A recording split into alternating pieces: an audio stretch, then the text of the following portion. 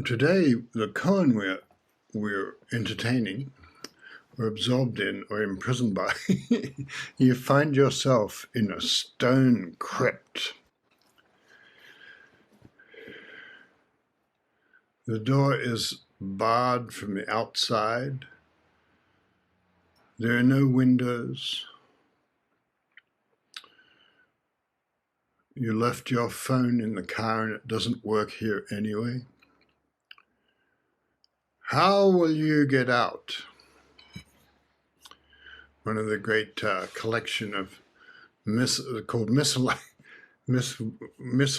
Koans, which is sort of rather a helpful title. Koans with no particular theory about why they're collected together. Miscellaneous Koans. You find yourself in a stone crypt. It can also be translated as grave, but the idea it's not, you're not dead or harmed, you're just with the dead, or at least with the coffins.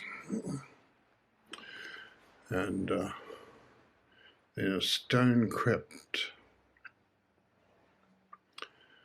The door, you cannot open the door. There are no windows. There's no way to communicate. How will you get out? So it's your classic, I suppose we could say it's your classic predicament koan.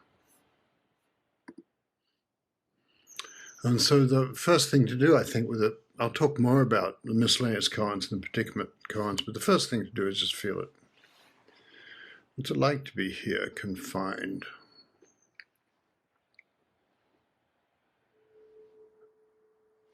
This koan just came to me when I was thinking about koan for our time and the difficulties of our time and how everyone is imprisoned by, climate change and the election and things like that. And but we're also imprisoned by our bodies, my elbow that hurts, that sort of thing, people's recent diagnoses. We're just imprisoned a lot. And so finding freedom has to be within that context, And so, this, it's interesting. This was when I started thinking that koan seminars would be a good idea, I don't know, a long time ago now, maybe the early 90s, late 80s, when I first arrived in California. And I would invite people to them, and other teachers and things. It was kind of a hard thing to do, though, and I always tried to use some koans from the miscellaneous koans, because I felt like, they were sort of meant to be approachable, meant to have gates. They weren't esoteric jokes from 1,000 years ago in China, So, well, they have a point too, but and I remember people found it particularly teachers, but everybody found it very hard to just feel the koan and not be desperate to, get the right answer or things like that, or feel terrible if they didn't have something they felt was the right answer. And so it got me thinking about what koans are about and how there's something to inhabit, and then it reveals itself. But often it starts with a kind of predicament koan. And this koan is clearly a predicament. You're locked up in maybe you're visiting. I have somewhere in Tasmania, I have a family vault that I suppose I could find a way to visit, and you would open the door, and I think I might have been there as a child, and there are coffins on the shelves and things like that, and you go inside, and big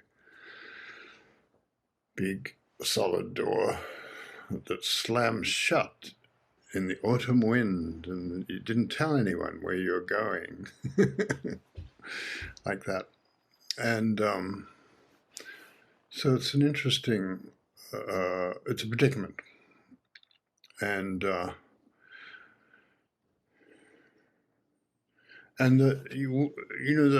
not most koans, but most of the miscellaneous koans are predicaments. You're asked to do an impossible task, or a task that's mysterious and not comprehensible. Stop the sound of the distant temple bell. A very simple but beloved koan.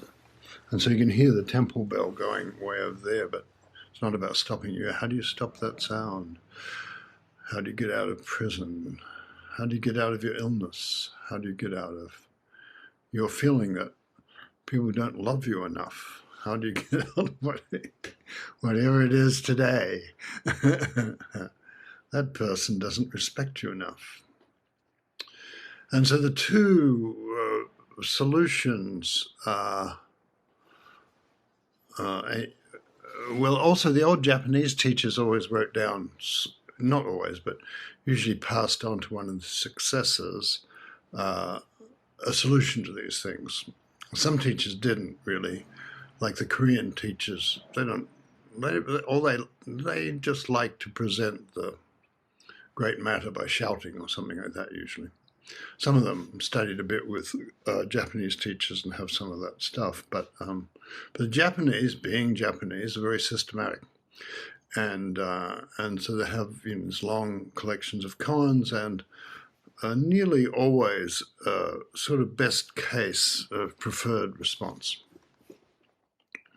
And so for this one, but then I realized at some stage, they were just feeling their way into it the way we do. So that's what you do with a koan. You let it have you. You let it come over you. You let yourself be absorbed in it. And you can feel it. That's what really good poets do. They let themselves experience life rather than disapproving of it. And so the two ways with this are, one, just to be free. Some days on Saturdays I usually make flowers, such as are left. I'm using the last flowers of the season here. And as a custom I grew up with long ago when I lived in a temple where I would make the flowers. And people would say unkind things about them. And they were pretty much correct. And so I thought, I'll just keep making flowers all the time. I used to make a flower arrangement every day. So that was my way of getting out of the prison of not understanding beauty. And so you would, so just freedom. Just be free is one thing. The other is to really explore what it really feels like to be imprisoned. And the great poets of this are, I guess there's a lot of great poets of this, but the Russians are very good at exploring this, as you would imagine. But also,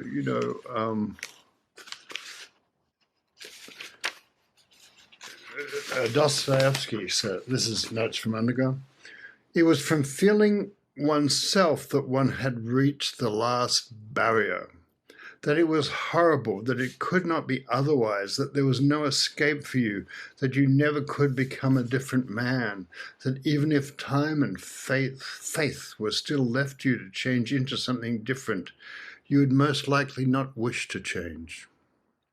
Or if you did wish to, even then you would do nothing, because in reality, there was nothing for you to change into. It's rather wonderful. The good bit of Dostoevsky right there. And I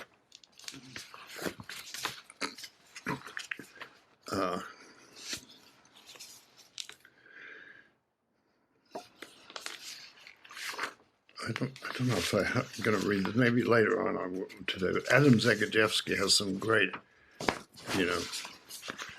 Russia comes into Poland kind of poems about the prison. And Akhmatova has that great thing about, in the fearful year, famous piece, which you probably know, in the fearful years of the years of terror, I spent 17 months in prison queues in Leningrad. She was trying to, bring some supplies to her son, but there was a kind of, the whole system of the Russian world was that you didn't they wouldn't even admit whether he was there in that prison or some. So she'd just stand in a queue, bringing a loaf of bread to a son who might have been dead or might have been transferred to another prison. But it seemed like it was kind of like a spiritual practice. Also, she was hungry. One day, somebody identified me. Beside me in the queue, there was a woman with blue lips. She had, of course, never heard of me, but she suddenly came out of that trance, so common to us all, and whispered in my ear. Everybody spoke in whispers there. "Can you describe this?" And I said, "Yes, I can." And then something like the shadow of a smile crossed what had once been her face. So to describe is the great thing here. And other describers, great describers,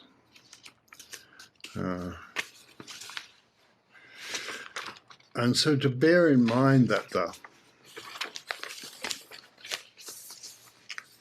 when you're faced with these appalling, constraining conditions,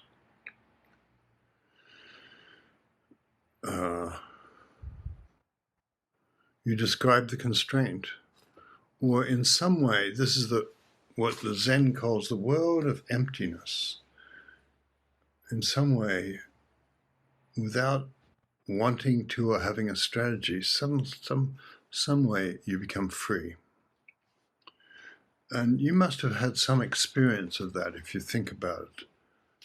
Oh, to be free, you're really sad about something, and then, I don't know, I'm not. No good reason, I'm just not. Or somebody broke my heart, and then, I don't know, maybe it was good, like that. Or I have a terrible diagnosis, and I realize we all have a terrible diagnosis, just being alive. And so the confinement, the prison is like what Jungians would call the shadow. The stone crypt is the shadow of enlightenment, of the freedom of enlightenment, where we feel so constrained. So here's a wonderful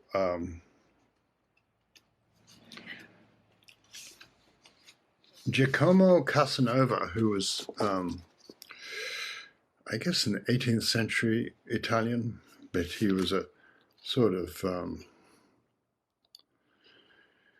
brilliant, badly behaved person.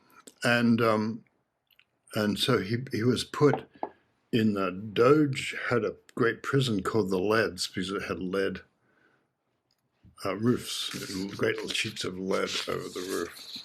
And I think it was Piombre. And so, and he didn't know, he was not told, they just picked him up and threw him in. He was just not told what his sentence would be, how long it would be, if he was there for the rest of his life, if he was going to be executed. There was a way to execute him in the cell without the jailer even entering. And the cell he was, I don't know, over 6 foot, a little bit over 6 foot, so he was taller than me. And the cell was 5 foot tall. And 10 by 5 by maybe 6 or something. So he just couldn't, he could stretch out if he lay down. And it was absolutely flea infested. So, and then he said, "I discovered that a man imprisoned by himself can have no occupations. Alone in a gloomy cell where he sees only the fellow who brings his food once a day, where he cannot walk upright, he is the most wretched of men. He would like to be in hell if he believes in it for the sake of the company. So strong a feeling is this that I got to desire the company of a murderer, of one stricken with the plague, or of a bear. The loneliness behind the prison bars is terrible, but it must be learnt by experience to be understood, and such an experience I would not wish even to my enemies." And after a while of this, he manages to talk them into letting him have some exercise up in, I don't know, some disused part of the prison, and he finds an iron rod and a bit of stone, and he snatches them and conceals them and sharpens the iron rod on the stone and then uses it to whack holes in things. And he gets transferred to another cell, and so he recruits some other ne'er-do-well and he gets the iron bar to him by a ruse. So it's a very Hermes trickster kind of world. And they go at the beginning of a weekend when the guards are all going to be off and have a holiday, really. And they go out through the ceiling.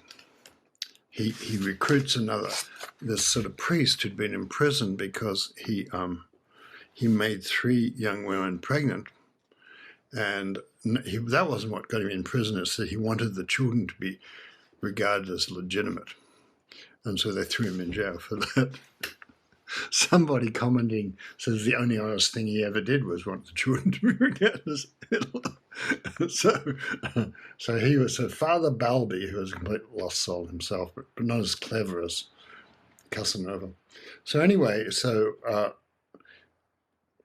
I got out the first, and Father Balby followed me, and they had this sort of stool pigeon guy helping them because they knew he couldn't squeal on them because there was nobody around to squeal on straight away. And he had orders to put the plate of lead back. They pushed the lead out, plate of lead back in its place, then to go and pray to St. Francis for us. Keeping on my hands and knees and grasping my pike firmly, I pushed it obliquely between the joining of the plates of lead, and then holding the side of the plate, which I had lifted, I succeeded in drawing myself up to the summit of the roof. The monk had taken over my waistband to follow me. That's the priest who's helping him get out. And thus I was like a beast of burden who had to carry and draw along at the same time, and this on a steep and slippery roof. So that was his cowboy activity. And endlessly difficult to get out. That was just the beginning of how hard it was.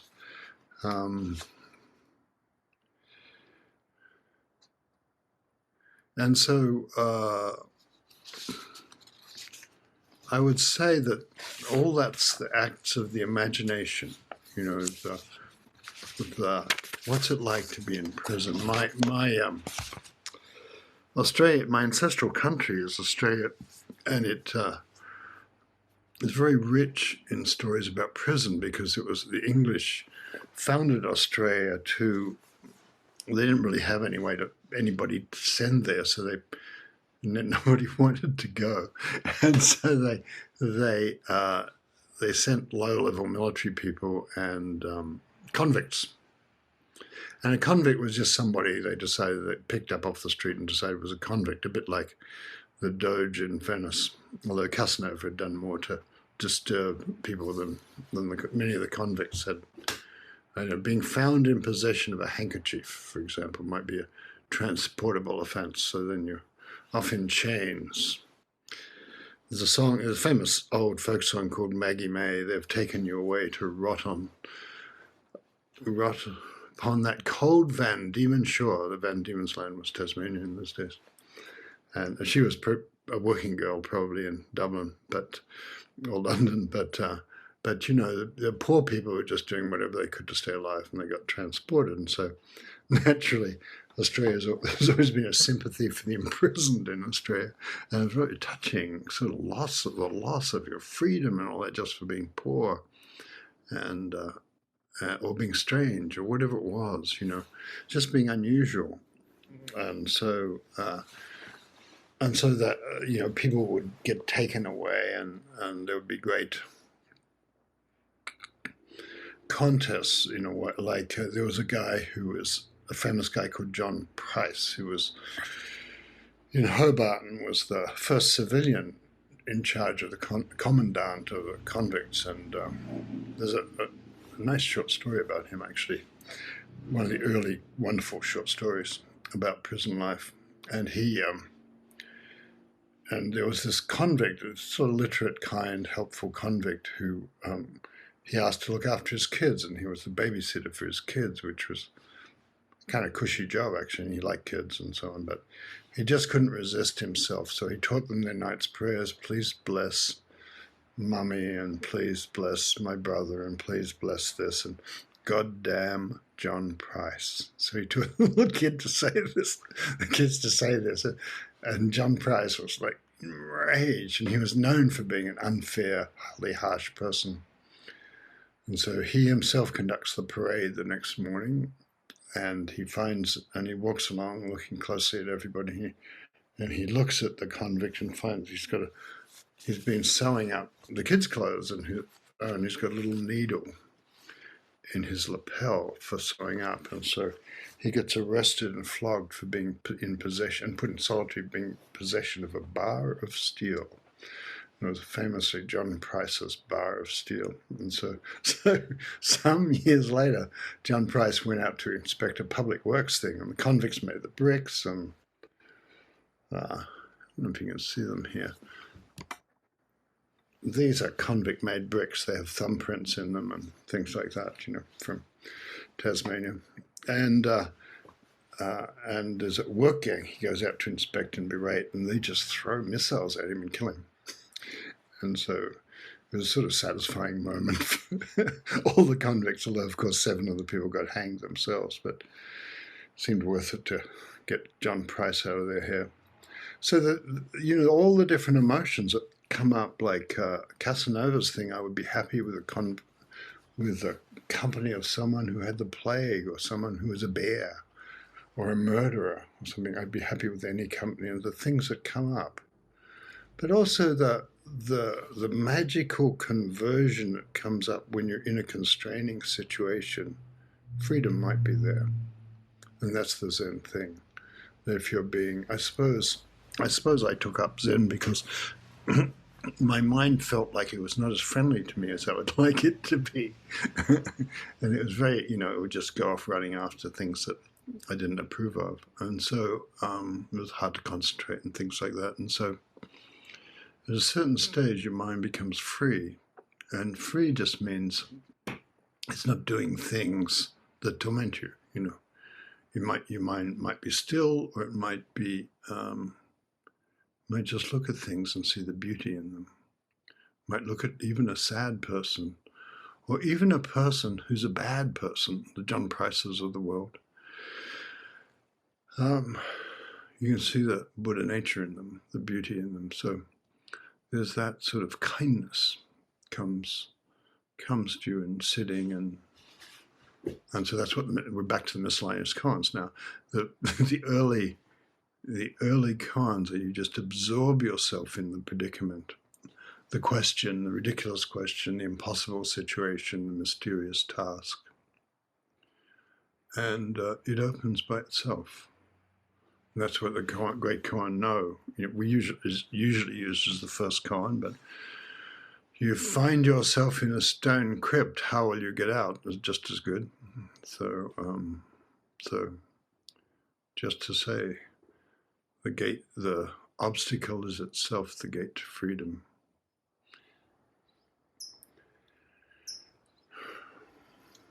My friend just sent me a Blake. There's an old custom with koans of using a snatch of poetry to sort of amplify it. This is Blake. In every cry of every man, in every infant's cry of fear, in every voice, in every band, the mind-forged manacles I hear. Blake was good on that stuff.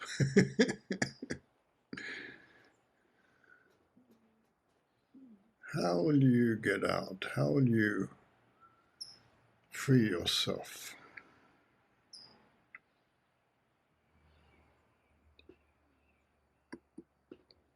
Tess, would you like to, if I call on you, you don't have to speak, but it's your stone crypt moment.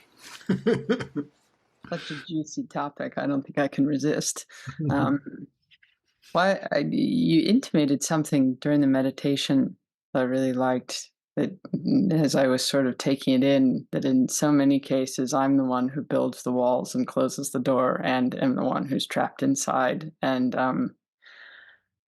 I was thinking about something that happened this summer where my partner really likes to go kayaking, and I have a very ambivalent relationship with kayaking.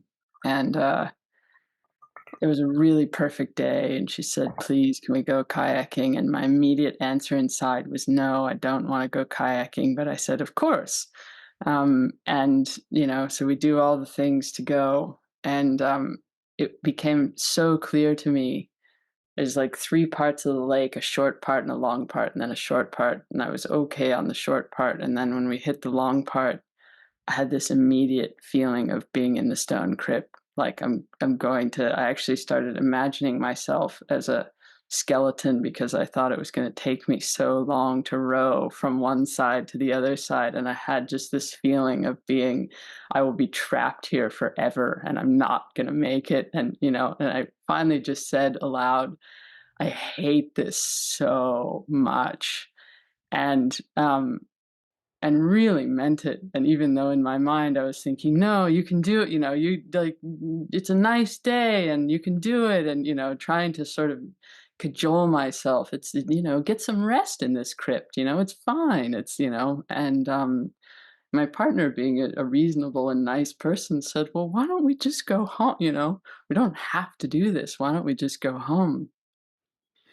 But I'd been feeling guilty. We hadn't been kayaking, and I'd been feeling sort of like a wimp, and I'd been, all these sort of like more and more locks and bars. And I said, no, I can, no, let's do it. It's good for me to hate it. It's, it's part of my practice. I can, and I just kept going.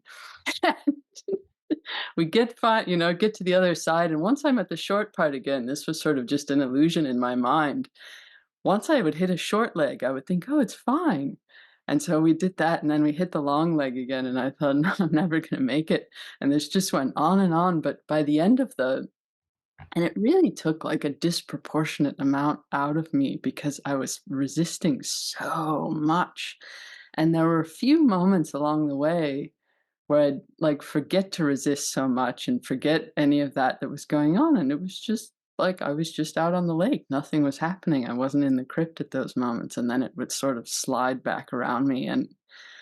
But what's so interesting, I guess, with what we're talking about is that at any moment along the way, all I had to say was, I think I'd like to go home, or I think I'd like to stop, or I think I'd like to maybe just go a little shorter, or I think like it's like at any moment I could have dissolved the crypt or just sort of laid to rest in there and not had to fight so much, but just couldn't seem to help it.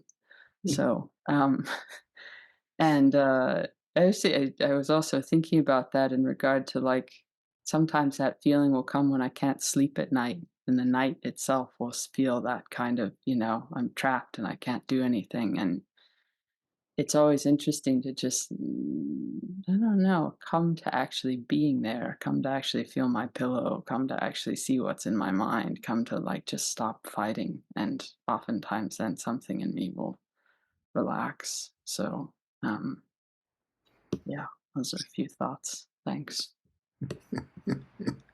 It's that Blake thing about whereas in every cry of every man, in every infant's cry of fear, in every voice, in every band, the mind-forged manacles I hear. I've been reading Tokarczuk has a book called Drive Your Plow Over the Bones of the Dead, which is a tremendous book for me. And that's a Blake quote. And every chapter, it's a murder mystery, sort of, in a Tokarczukian strange way. And but it's she starts out with a quote like that every time. So you're very aware of the way we forge our manacles. Yeah. So thank you, Tess. Todd Geist, do you want to say anything? Sure. This is such a rich koan because I have a long list of vaults which my mind tends to visit on a regular basis. Quite right too. What's that? I said quite right too. Yeah. I was raised by the Christian brothers who always thought self-castigation was an improvement. Right.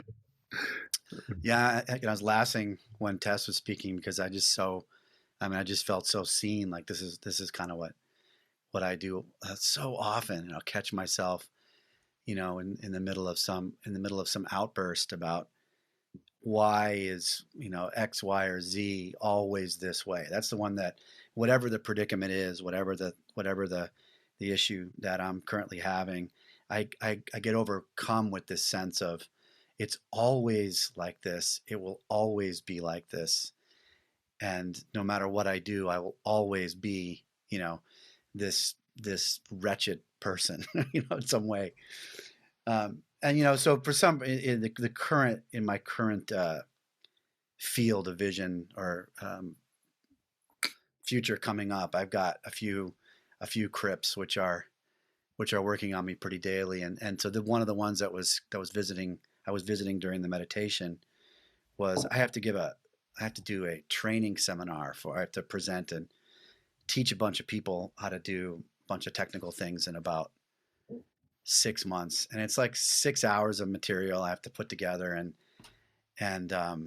it's supposed to somehow be helpful to these people, and I just don't want to do it. I just don't want to do it, and I'm sort of the topic that I'm supposed to present on, I'm not really interested in presenting on, and so it's for me it's like when I have to do these things. Really, actually, what's kind of interesting is when when I get inspired to do something, it's always because I find some story or some thread or some part of it which I like or love. So I have to find the story in it before I can give things like this, and I haven't found a story, and I really just don't want to do it. So that's my crypt currently is sitting there in that. But I've noticed that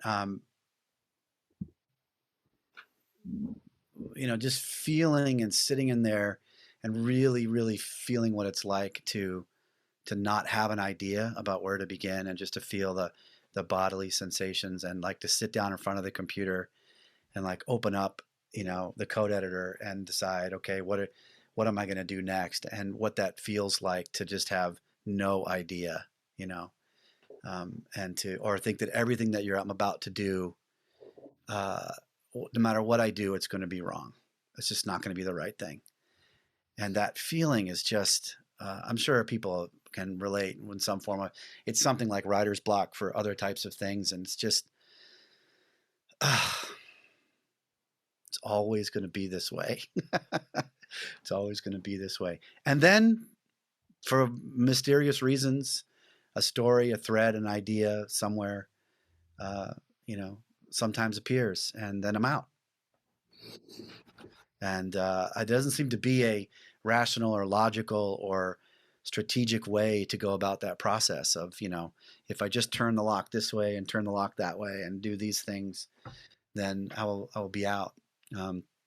But so there is something about just really being in that moment, just letting it have me. That seems helpful. Well done. Letting it have you is a good thing. And it's also true. There's a certain sort of, poetry in it, in just how stuck you are. And sometimes I've seen, she's not on now, she's painting a house, but one of our teachers, tremendous trouble giving talks, and then she decided to give a talk about how much trouble it was to give talks, and it was great. So, I don't know if it's Frida or not, but we're all hoping. Yeah, so maybe for you too. That was a good talk about how hard it is to give talks. John Joseph.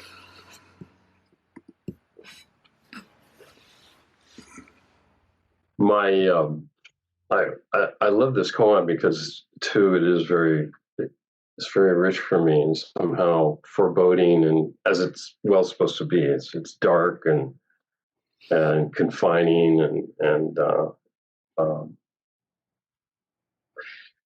my first impulse is immediately to try to escape, to somehow immediately get out of that rather than just sit with it as you suggested. And this morning I was taking a little inventory, including my yapping dog 30 seconds ago, of my stone crypt and my my sore ankle and my in-laws that are difficult in their aging circumstances, and rolling around, turning over at 3 a.m. in the morning, not sleeping a little bit this morning, and I love that Dostoevsky quote that you gave, very, very close to like what Todd was saying, is that something about how there's no other place that you can be, that rather than sort of running away or trying to find some silver lining or some compensating factor or false equivalency or something, it's just sitting with that, being with that, in the times, seems somehow deeply rich and satisfying. So, I think that's the whole, thing of Dostoevsky, isn't it? Going into the madness and being mad. I think I like Tolstoy better, but you can tell that Tolstoy was, he could do that, but Dostoevsky was in love with the madness. So what else? I want to read you a little, the other way that, one of my,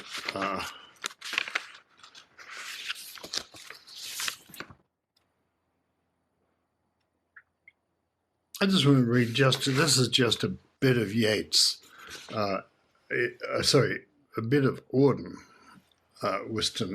Hugh Auden, who wrote a really sweet poem about Yeats's death, and the Irish poet. And I'm just going to read the very final quatrain from it. In the deserts of the heart, let the healing fountain start. In the prison of his days, teach the free man how to praise. And Auden was very generous in his judgment, generally very generous in his I didn't know him, but generally very generous in his judgments of people. That's an example of sort of blessing on his elder great poet, from one poet to another. And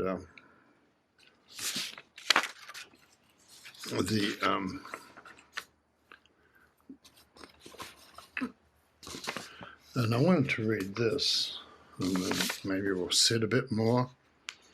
I think somebody who went into things was Chateaubriand, a great French writer, and who lived through the Revolution and came to the United States, and anyway, had a rich, vivid life. This is 1821. He said, when before the Revolution I read the history of public disturbances among the different nations, I could not conceive how people had lived in such times. I was astonished that Montaigne would write so cheerfully in a castle that he could not so much as stroll around without running risk of being abducted by bands of Leaguers, that's the Catholics, or Protestants, that's the other mob. The Revolution made me understand how possible it is to live under such conditions. Moments of crisis redouble the life of a person. In a society that's dissolving and recomposing itself, the struggle of two spirits, the clash of past and future, the intermingling of old ways and new, makes for a transitory concoction that leaves no time for boredom. I'm running for my life, isn't it? Yeah. Passions and characters set at liberty are displayed with energy unimaginable in a well-regulated city. The human race on holiday strolls down the street, rid of its masters and restored for a moment to its natural state. It feels no need of a civic bridle until it shoulders the yoke of new tyrants, which license breeds. Observing no laws, and reads new tyrannical laws. And he's aware, Napoleon replaced the revolution in France. And he said there were, in every corner of Paris, there were literary gatherings. This is during the revolution. Gatherings, political meetings, and theatre shows. Future celebrities wandered in the crowd unknown, like souls on the banks of the Leith, the river of forgetfulness in the underworld. Before they bask in the light, I saw a marshal, like a great military figure, play a part in the Guilty Mother at the Theatre of Marais. People went from one club to another club, to a club with a completely opposite purpose.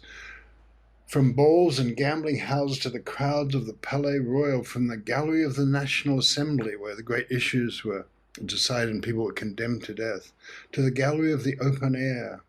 Popular delegations, cavalry pickets, and infantry patrols marched every which way in the street. Beside a man in French dress with powdered hair, a sword at his side, a hat under his arm, leather shoes and silk stockings, walked a man with unpowdered hair cropped close to his skull, dressed in an English frock coat and an American cravat. In theatres, actors announced the latest news in the theatre. And the pit, the people with the cheap seats in the orchestra pit, burst into patriotic song. Topical plays drew the crowds. A priest would appear on stage and people would shout insults at him, and the priest would reply, "Vive la nation!" And everyone hastened to hear Singer only minutes after hearing the days of wrath howled in the street. They went to admire actors and just fresh from seeing someone they knew hanged. So that was the French Revolution. That wasn't even during the time of the terror, actually. Just the normal business of revolution. So there's something about the thing about Chateaubriand is that he observed it, he let himself notice it, and he didn't immediately formed the opinion of how strange and marvelous this is, really, So there we are.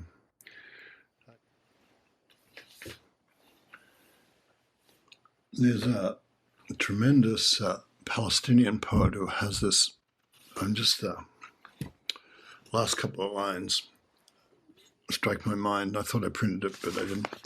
And it's about being in jail and talking to his jailer. And from my little cell, I can see you in your big cell.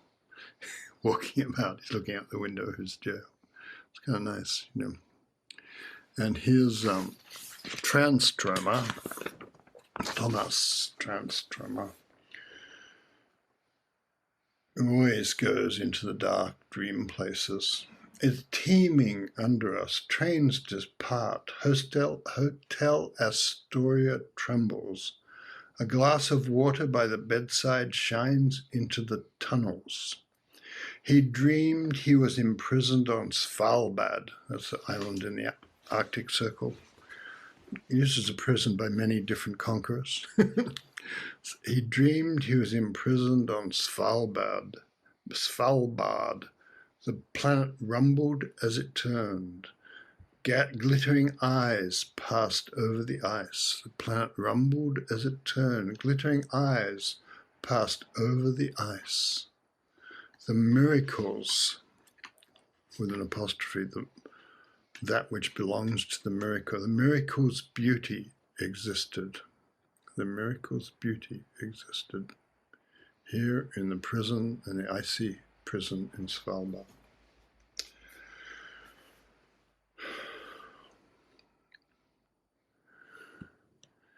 Marion, do you want to say anything?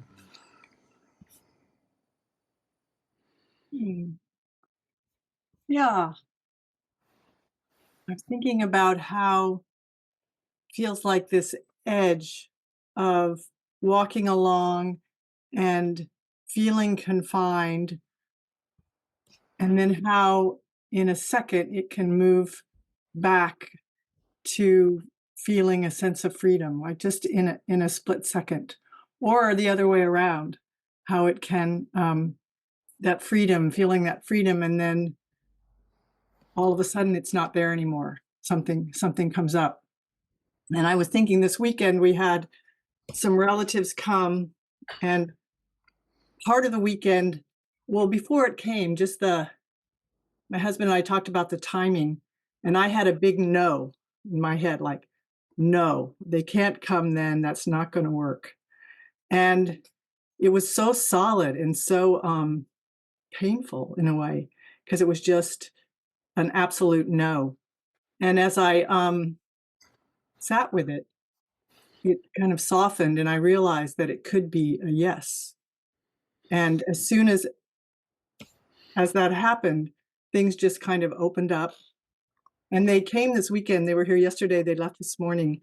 And we had such a good day together. It was just, I just relaxed into it.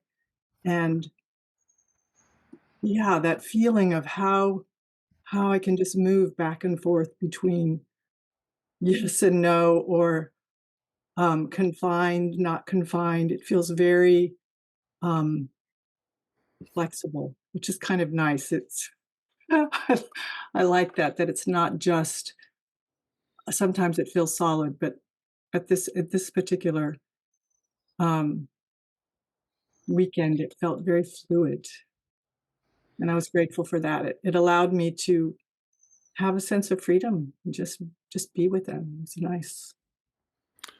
Thank you. That's the Koan of thank you very much. I have no complaints whatsoever, no matter what happens. Yeah, yeah. Angela, do you have anything you want to say, sitting there in the pre-dawn darkness of the far south? Well, actually, for the very first time, daylight is coming. So the first time this year, and the birds have begun. So spring is really here. Well, I love the Dostoevsky too, and it was making me think of a time in my early 40s when, I was really in the stone crypt of, oh my God, this is how I am. This is how I'm always going to be. And so, quite a common experience at that age, I think. And so I thought, I know, I'll write a PhD after not having been near a university for 20 years. And so I did that or began that. And my ancestral background is mostly Irish, so the musicality of language is the thing. And what I had taken on was learning critical theory, which is interesting but not musical. And so, and I was teaching kids who, when I gave them the reading list, which was, from my point of view, giving them absolute treasures, they would look at me and say, which one of these do I have to read? And so what I found was that I'd actually just filled my crypt with very uncomfortable furniture. And so I was about as miserable as I could be, and living in a tiny, cold apartment in winter in Hobart. But it had a little wood fire. And so I don't know how I fell into the habit, but somehow I'd been working with kids and I had some potting clay. I used to get up before daylight and light the fire and make little clay animals and people. Every morning I'd light the fire and I'd make a little clay animal or a person. And my heart just was free. I was free from that time. Nothing changed. I was still absolutely struggling with what I was doing and the work I was doing, but everything changed. So that was my way out. Very good. Thank I tried to teach myself poetry in the smelters in Tasmania, actually, on the off moments of the shift when I could hide. So here we are in our stone crypt again.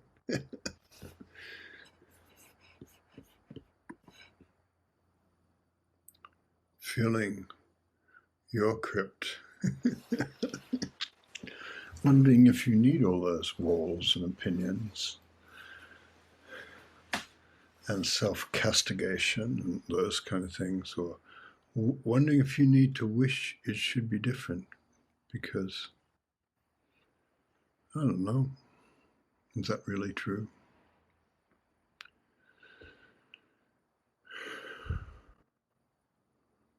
You shouldn't have the diagnosis, but is that really true? Whatever it is we have, whatever conditions we have, it gives the vessel, it gives the walls of the vessel of our lives. It's a beautiful thing. This, and then we realize that actually our lives don't have, they're not confined or constrained. We're just here. The vastness that we're in. Just to say.